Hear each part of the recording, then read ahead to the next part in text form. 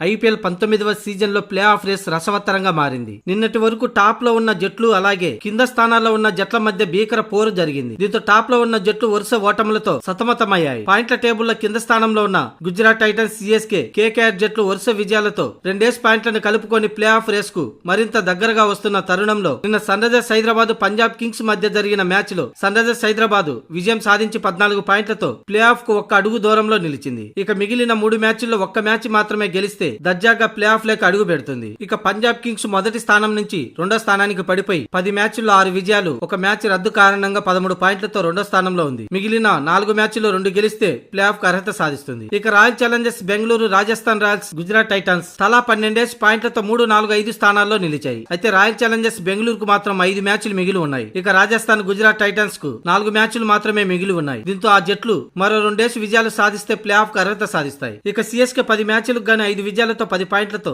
6వ స్థానంలో ఉంది. మరో 3 మ్యాచ్లు గెలిస్తే ప్లే ఆఫ్ కు అర్హత సాధిస్తుంది. ఇక ఢిల్లీ క్యాపిటల్స్ అలాగే కేకేఆర్ మిగిలిన అన్ని మ్యాచ్ల్లో గెలవాల్సిన పరిస్థితి. ఇక ముంబై, లక్నో పరిస్థితి అయితే మరి దారుణం. ఆల్మోస్ట్ ప్లే ఆఫ్ నుంచి వైదొలుగునట్టేనే చెప్పాలి. మొత్తంగా సన్ రైజర్స్ హైదరాబాద్ 12వ తేదీన గుజరాత్ టైటన్స్ తో జరగబోయే మ్యాచ్ లో గెలిస్తే ప్లే ఆఫ్ లేక అడుగు పెట్టే మొట్టమొదటి జట్టుగా నిలుస్తుంది. ఇక ఆ తర్వాత మే 18వ తేదీన చెన్నై సూపర్ కింగ్స్, మే 22వ తేదీన ఆర్సీబీతో సన్ రైజర్స్ హైదరాబాద్ తలపడాల్సి ఉంది. వీటిల్లో ఒక్క మ్యాచ్ గెలిచినా చాలు ప్లే ఆఫ్ లేక అడుగు పెడుతుంది. మొత్తంగా 3 ప్లేస్లకి 5 జట్ల మధ్య తీవ్ర పోటీ ఉండగా ఢిల్లీ, కోల్కతాకు మాత్రం చావో రేవోలాగా ఉంది. అన్ని మ్యాచ్లు గెలిస్తేనే అందులో టాప్ ఉన్న జట్లు వరుస ఓటములు పాలవ్వాలి. ఇలా జరిగితేనే ప్లే ఆఫ్ లేకి ఛాన్స్ ఉంటుంది. ఇక ముంబై, లక్నో కథ కంచికే.